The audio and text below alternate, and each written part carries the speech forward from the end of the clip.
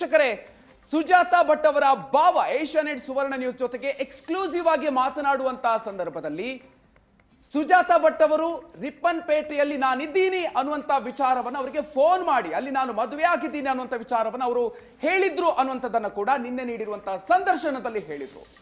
ಆ ಒಂದು ವಿಚಾರವನ್ನ ಬೆನ್ನತ್ತಿದಂತಹ ಸಂದರ್ಭದಲ್ಲಿ ಎಲ್ಲಾ ವಿಚಾರಗಳು ಕೂಡ ಬಯಲಾಗ್ತಾ ಹೋಗಿದೆ. ಉಡುಪಿಯಿಂದ ಶಿವಮೊಗ್ಗದ ರಿಪ್ಪನ್ಪೇಟೆಗೆ ಬಂದಂತಹ ಸುಜಾತಾ ಭಟ್ ಅಲ್ಲಿನ ಪ್ರಭಾಕರ್ ಬಾಳಿಗ ಅನ್ನೋರ ಜೊತೆಗೆ ಸುಮಾರು 6-7 ವರ್ಷ ಲಿವ್ ಇನ್ ರಿಲೇಶನ್ಶಿಪ್ ನಲ್ಲಿ ಇದ್ರು.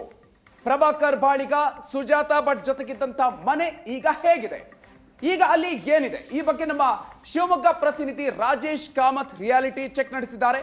ಬನ್ನಿ ನೋಡ್ಕೊಂಡು ಬರೋಣ.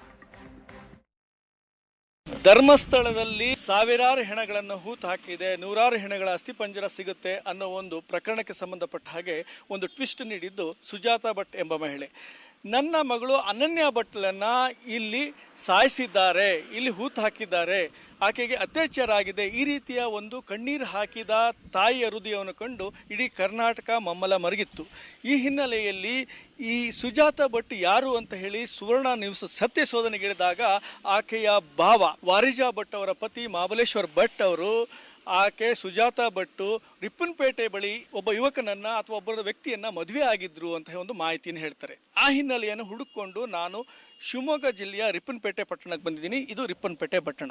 ರಿಪ್ಪನ್ಪೇಟೆ ಪಟ್ಟಣದಲ್ಲಿ ಇದು ಮುಖ್ಯವಾಗಿ ನೀವು ಅಲ್ಲಿ ಕಾಣಿಸ್ತಾ ಇದೆ, ಅದು ಬಸ್ ನಿಲ್ದಾಣ ವಿನಾಯಕ ವೃತ್ತ ಅಂತ ಹೇಳ್ತೀವಿ. ರಿಪ್ಪನ್ಪೇಟೆ ಸರ್ಕಲ್ ಅದು. ಆ ಸರ್ಕಲ್ ಇಂದ ಹೊಸನಗರ ರಸ್ತೆ, ಈ ಹೊಸನಗರ ರಸ್ತೆಯಲ್ಲಿ ಸ್ವಲ್ಪ ದೂರ ಹೋಗ್ತಾ ಇದ್ದ ಹಾಗೆ ಇಲ್ಲಿ ಈ ಭಾಗದಲ್ಲಿ ಒಂದು ರಸ್ತೆಯ ಭಾಗದಲ್ಲೇ ಒಂದು ಮನೆ ಕಾಣುತ್ತೆ. ಅಂದ್ರೆ 2 ಮಳಿಗೆಗಳು ಕಾಣಿಸ್ತಾ ಇದೆ ನಿಮ್ಗೆ. ಈಗ ಒಂದು ಜ್ಯುವೆಲ್ಲರಿ ಶಾಪಿಗೆ ಬಾಡಿಗೆ ಕೊಟ್ಟಿದ್ರೆ ಒಂದು ಹಿಟ್ಟಿನ ಗಿರಣಿ ಇರ್ತಕ್ಕಂಥ ಮನೆ, ಇದ್ರ ಮಧ್ಯದಲ್ಲಿ ಖಾಲಿ ಜಾಗ ಕಾಣಿಸ್ತಾ ಇದೆ. ಆಕ್ಚುಲಿ ಈ ಹಿಂದೆ ಇಲ್ಲಿ ಮಳಿಗೆಗಳು ಇರಲಿಲ್ಲ, ಈಗ ಮನೆಗಳಿತ್ತು. ಮನೆ ಇದ್ದಿದ್ದು ಇಲ್ಲಿ ಪ್ರಭಾಕರ್ ಅಂತ ಹೇಳಿ, ಪ್ರಭಾಕರ್ ಬಾಳಿಗ ಅಂತ ಹೇಳಿ ಒಬ್ಬರು ವ್ಯಕ್ತಿ ವಾಸ ಮಾಡ್ತಾ ಇದ್ರು. ಅವ್ರು ವಾಸ ಮಾಡ್ತಿರ್ತಕ್ಕಂಥ ಮನೆ ಈಗ ಬಿದ್ದು ಹೋಗಿರ್ತಕ್ಕಂಥದ್ದು ಕಾಣುತ್ತೆ ನಿಮ್ಗೆ. ಈ ಮನೆಯ ಮಧ್ಯದಲ್ಲಿ ಹಿಂಗೆ ನೋಡಿದ್ರೆ ಹಸು ಕರುಗಳೆಲ್ಲ ಓಡಾಡ್ತಿದ್ದಾವೆ, ಹಾಗೆ ಕೆಲವೊಂದು ರೀಪು ಪಕಾಸಿಗಳು ಕಾಣ್ತಕ್ಕಂಥದ್ದು, ಇಲ್ಲಿ ಗಿಡ ಗಂಟೆಗಳು ಬೆಳೆದಿರ್ತಕ್ಕಂಥದ್ದು ಇಲ್ಲಿ ಕಾಣುತ್ತೆ ನಿಮ್ಗೆ. ಈ ಮನೆಯ ಅವಶೇಷಗಳು ಇನ್ನೂ ಕೂಡ ಇಲ್ಲಿ ಬಿದ್ದಿರ್ತಕ್ಕಂಥದ್ದು ಈ ಭಾಗದಲ್ಲಿ ಕಾಣುತ್ತೆ. ನೀವು ನೋಡ್ಬೋದು ರೀಪು ಪಕಾಶಗಳು ಬಿದ್ದಿರ್ತಕ್ಕಂಥದ್ದು. ಮನೆಯ ಫೌಂಡೇಶನ್ ಏನಿಗೆ ಇದೆ ಅವೆಲ್ಲ ಬಿದ್ದು ಹೋಗಿದೆ.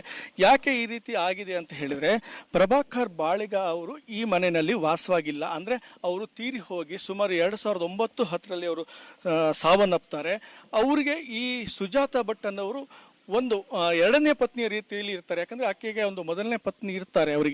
ಅವ್ರಿಗೊಬ್ರು ಮಗಳಿದ್ದಾಳೆ, ಅವಳ ಹೆಸರು ಪವಿತ್ರ ಅಂತ ಹೇಳಿ.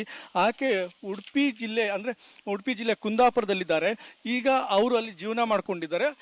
ಅವರ ಕಾಲ ನಂತರ ಆ ಮಗಳು ಅಂದ್ರೆ ಅವರು ಜೀವಂತವಾಗಿದ್ದಾಗಲೇ ಬಂದು ಅವ್ರ ಹೊತ್ತಿಗೆ ಆಸ್ತಿಗೋಸ್ಕರ ಜಗಳ ಮಾಡಿ ಹೋಗಿದ್ಲು. ಅದಾದ ನಂತರ ಆಕೆ ಇಲ್ಲಿಂದ ಹೊರಟು ಹೋಗ್ತಾಳೆ.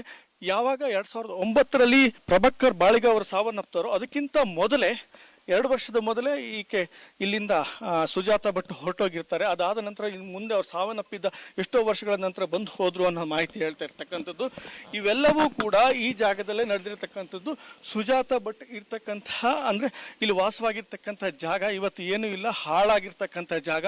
ಆಕೆ ಎಲ್ಲೂ ಕೂಡ ಅವರ 5-6 ವರ್ಷಗಳ ದಾಂಪತ್ಯದ ಸಂದರ್ಭದಲ್ಲಿ ಒಂದೇ ಒಂದು ಮಗು ಕೂಡ ಆಗಿರ್ಲಿಲ್ಲ. ಅವರಿಗೆ ಮೊದಲನೇ ಮಗಳು ಇದ್ಲು, ಆದ್ರೆ ಅವಳ ಹೆಸರು ಅನನ್ಯ ಭಟ್ ಅಲ್ಲ, ಪವಿತ್ರ ಅಂತ ಹೇಳಿ. ಆಕೆ ಸಾವನ್ನಪ್ಪಿಲ್ಲ, ಈಗಲೂ ಕೂಡ ಉಡುಪಿಯಲ್ಲಿ ಜೀವನ ಮಾಡಿಕೊಂಡು ಇದ್ದಾರೆ ಅನ್ನೋ ಮಾಹಿತಿಯನ್ನು ಕೂಡ ಇಲ್ಲಿರ್ತಕ್ಕಂಥ ಪ್ರತ್ಯಕ್ಷದರ್ಶಿಗಳು ಕೂಡ ಹೇಳ್ತಾ ಇರ್ತಕ್ಕಂಥದ್ದು. ರಿಪ್ಪನ್ಪೇಟೆಯಿಂದ ಕ್ಯಾಂಪ್ ಪರ್ಸನ್ ಅತಿಕ್ ಜೊತೆ ರಾಜೇಶ್ ಕಾಮತ್, ಏಷ್ಯಾನೆಟ್ ಸುವರ್ಣ ನ್ಯೂಸ್.